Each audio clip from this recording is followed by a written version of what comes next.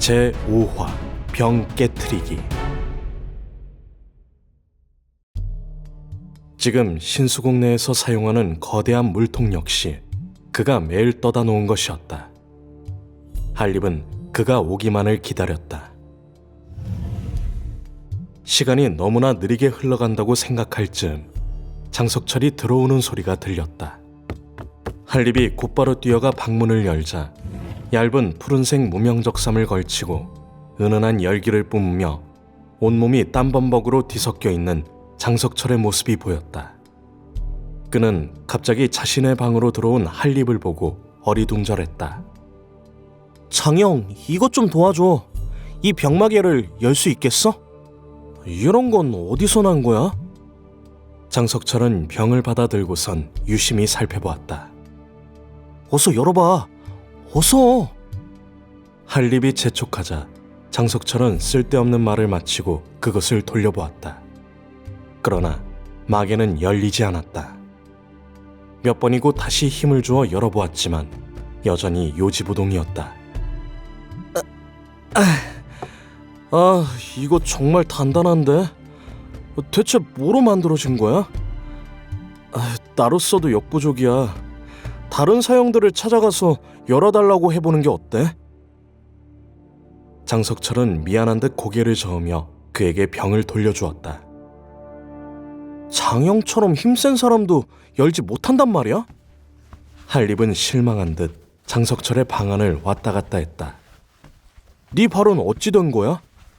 장석철이 그제야 한립의 걸음걸이가 평소와 다르다는 것을 알아채고는 물었다. 별거 아니야.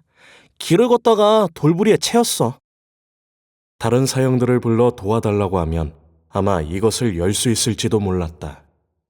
하지만 한립은 이 병에 대해서 말하고 싶지 않았다. 다른 사람들에게 말하면 이 병에 대해 아는 자가 나타나 이 병을 다시 가져가려고 할지도 몰랐다. 이렇게 아름답고 흥미로운 물건을 한립은 절대 돌려주고 싶지 않았다. 이미 이 병에 매혹된 것이다. 그도 마음 한편에는 이 병이 그저 비어있을 수도 있다고 생각했지만 이 병 안에 들어있는 것은 훨씬 더 흥미로울 것이라는데 한번 승부를 걸어보고자 했다. 이렇게 생각하면 할수록 한립의 마음은 근질근질해서 미칠 것 같았다. 만약 이 병에 대한 수수께끼를 풀지 못한다면 오늘 밤 잠을 이룰 수 없을 것이다. 그래서 그는 강력한 힘을 이용해서 억지로 열어보기로 했다. 비록 특색 있고 아름다운 병을 온전하게 보존하지 못한다는 생각에 속이 쓰렸지만 지금으로서는 이 방법밖에는 없었다. 그런 결정이 내려지자 한립은 잡다한 물건을 쌓아두는 방 안에 몰래 들어가 비교적 묵직한 돌망치를 골라 방으로 돌아왔다. 방으로 들어온 한립은 평평한 곳을 골라 방 한쪽 구석에 버려두었던 벽돌 위에 병을 올려놓았다. 그리고는 돌망치를 들어 올렸다.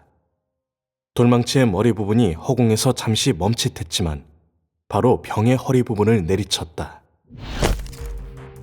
병은 멀쩡했다.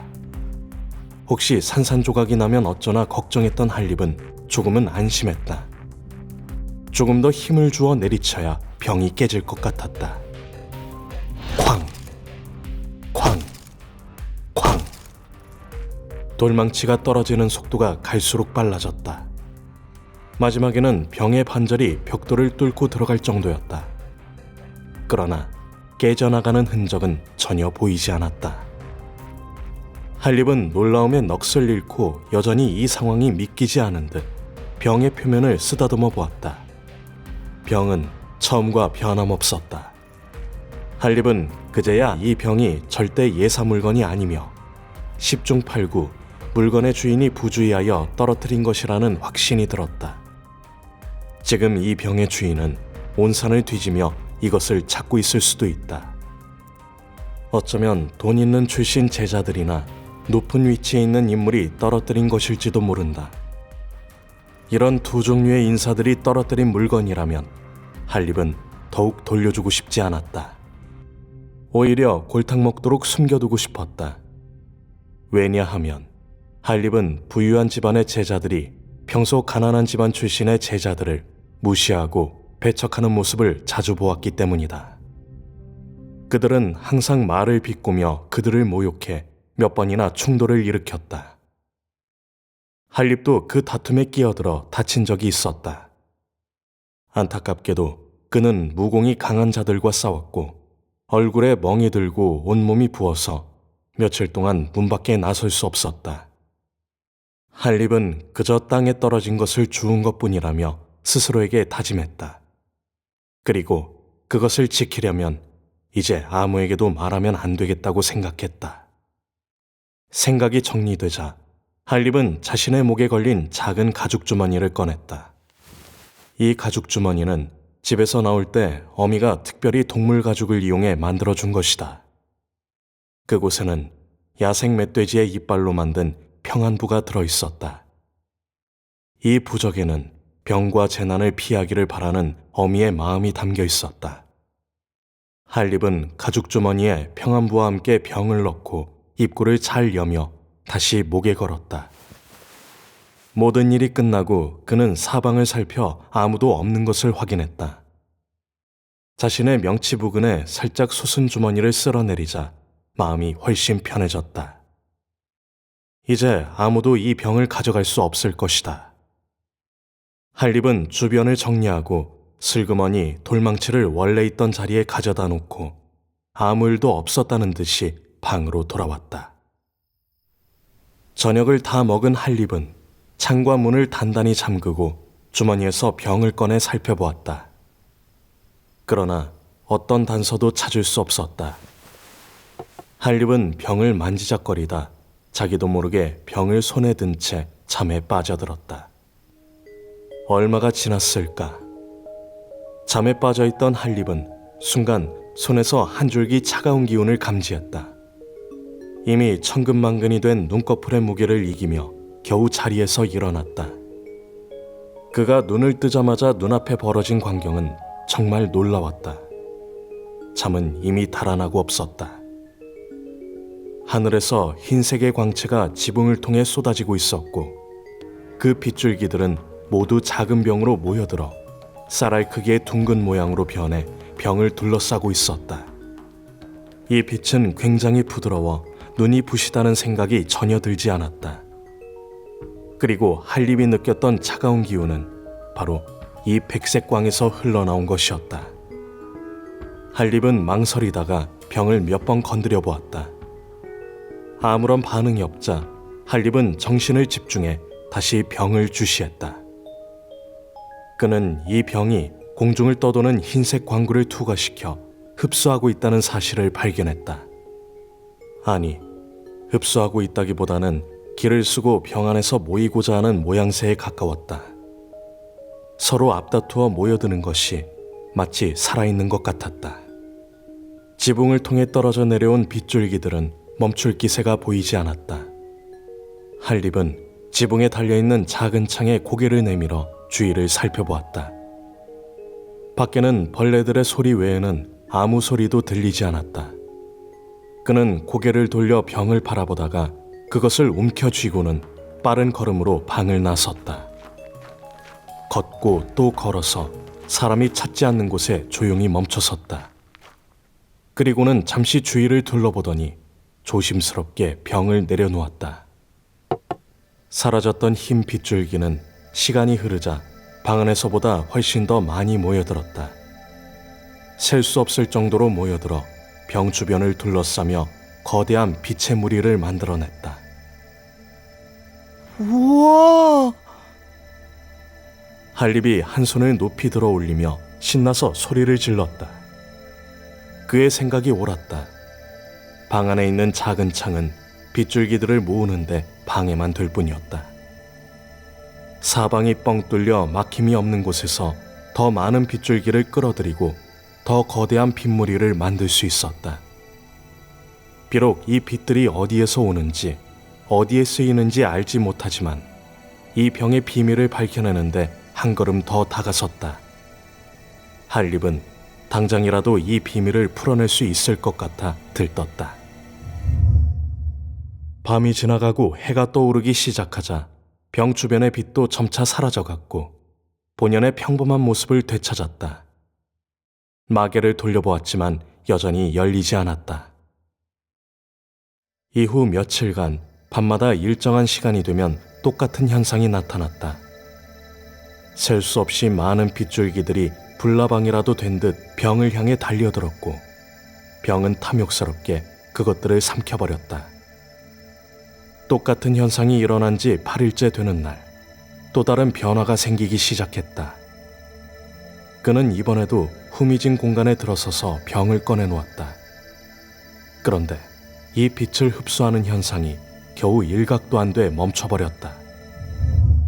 이에 병 표면에 있던 흑녹색 꽃 문양에서 돌연 눈부신 녹색빛을 뿜어냈고 이와 함께 병의 겉면에 황금색의 문자와 부호가 나타났다. 이 문자와 부호들은 잘 정렬돼 있었지만 글자의 생김새가 기이했다. 고대에서나 쓰일 법한 필획이었다. 그것들은 멈추지 않고 병의 표면에서 빛을 발하며 떠다녔다. 그리고 잠시 후 병은 다시 아무런 일이 없었다는 듯이 이전으로 돌아갔다. 할립은 신기한 현상들을 접하면서 이제 이상한 일이 생기더라도 크게 놀라워할 일은 없을 거라고 생각했다. 그는 다시 병을 들어 마개를 돌려보았다. 얼마 힘이 들어가지도 않았는데 병의 마개가 너무나도 쉽게 열려버렸다. 도저히 믿을 수 없는 일이었다. 그는 놀라서 손에 든 마개를 쳐다보고 또 쳐다보았다. 며칠 밤낮을 고민하던 문제가 드디어 풀린 것이다. 그는 병에 감춰진 비밀이 드러난다는 사실에 참을 수 없는 짜릿함을 느꼈다. 그의 시선은 병의 입구를 따라 안으로 들어갔다. 병 안에는 황도 크기의 옥청색 액체가 담겨 있었다. 액체는 병 안에서 천천히 굴러다니며 병 안을 녹색빛으로 물들였다. 이게 뭐지? 할립은 실망함을 감출 수 없었다. 그동안 그렇게 공을 들였는데 겨우 한 방울의 액체뿐이라니. 그는 낙담해서 병의 마개를 닫고 주머니 안에 넣었다. 그의 몸을 감싸던 짜릿한 흥분은 눈 녹듯이 사라져버렸다. 병의 마개는 열렸지만 그 결과물은 불만족스러웠다. 하지만 할립은 다시 이 녹색 액체에 대해 살펴보기로 했다. 혹시 모르지 않은가? 그에게 또다시 다른 기쁨을 줄지도. 이제 그가 바라는 것은 돌아가서 한숨 푹 자는 것이었다. 요 며칠간 온전히 잠들지 못하여 연공 효율이 떨어졌고 머리도 멍해져 문대인에게 약간의 추궁을 들어야 했다. 할립은 구결 수련에 만족하지 못하고 해야 할 이유를 잃어버린 채 방황했다. 이로 인해 문대인이 그를 호되게 질책했던 것이다. 그러나 수련 시간만 되면 할립은 여전히 의욕이 없었으며 풀이 죽어 한 줄기 흥미도 보이지 않았다. 이를 본 문대인은 할립의 갈망을 읽어내고 문제를 해결할 방법을 찾았다. 그가 건넨 이 간단한 한마디가 바로 할립이 최선을 다해 수련을 하게 만들었다. 네가 이 구결을 수련하여 한 단계를 넘어설 때마다 매월 받는 은자가 배가 될 것이다. 할립은 더 많은 돈을 모을 수 있다는 생각에 다음 단계로 넘어가기 위해 최선을 다해 수련에 임했다. 매일 이른 새벽부터 정오까지 하루 2번씩 석실에 들어가 좌선을 하고 수련했다. 수련 이외의 것들은 그의 머리 밖으로 밀어두었다. 문대인 역시 그가 전심전력으로 수련에 전념하도록 신수국 전체를 잠시 폐쇄하고 환자를 진료하는 일조차 하지 않았다. 할립의 머릿속에선 병에 관한 일이 점차 희미해져 갔다. 가을이 가고 겨울이 오고 다시 봄이 오고 여름이 오기를 반복했다. 어느덧 4년이란 시간이 흘렀고 할립도 어엿한 소년으로 성장했다. 할립은 품위가 있어 보이는 쪽도 아니고 풍류가 있는 호방한 모양새도 아니었다. 겉으로는 시골에서 자란 소년들과 별반 다르지 않았다. 그는 그저 매일 석실에 앉아 있다가 거처와 석실을 왕래하며 문대인에게 의술을 익히고 여러 종류의 서책을 보았을 뿐이었다. 이렇게 이 산골의 생활이 그의 세계의 전부가 되었고 그의 구결 수행도 물 흐르듯 진행되어 세 번째 단계에 이르렀다.